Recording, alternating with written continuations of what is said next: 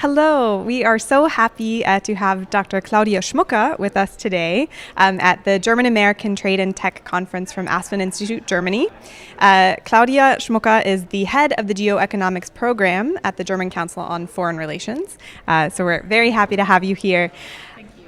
One of our first questions is, just from your point of view, what do you see as kind of the greatest risks for Germany and the US in the trade relationship specifically?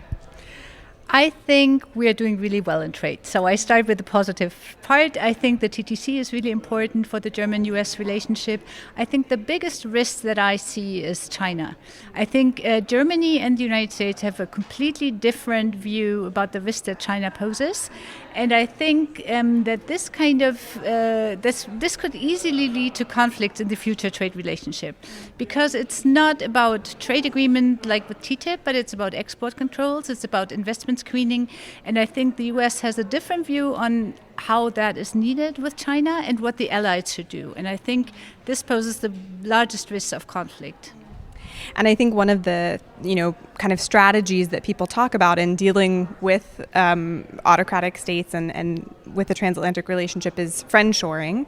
So I'd love to hear your take on that. What are your thoughts on it, but also how does it impact us as kind of individual citizens in our everyday lives were we to go that route? Okay, so friendshoring sounds really nice and it's a very popular concept, but I do not support this. I don't think this is the way to go. So I think the first thing that we should do is keep up global trade as much as possible. So trade has helped us in crisis. Trade helps more than it poses a risk. And so during the financial crisis or during the corona pandemic, trade really worked well, the global value chain. So I think we need a deepening of markets and not a fragmentation, and friendshoring would lead to fragmentation. There is, however, a nexus between national security and trade where we do need to decouple in a way. This does not mean more than maybe 6% for European impact. So it's a smaller section, not the overall trade relationship. And here I think we do need to see where do we get these critical products from. And it's not enough to get it from China. We need to diversify, also trade more with allies in these 6% that are critical. But overall, I still support a global trading system and strong global organizations. I'd love to also ask a quick question about the WTO. So as we know, the kind of WTO-based strategy has been in crisis for some time now. And I'm curious what, if you had one wish basically on reform, what would it be? I think the major problem that the WTO faces is the dispute settlement.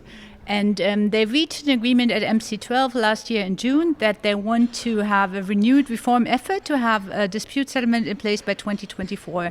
And my wish would be that this will happen. And I think it's severely in doubt that this will happen because we have no change in American trade policy. They still continue to view the WTO as a critical organization that is not helpful in dealing with China.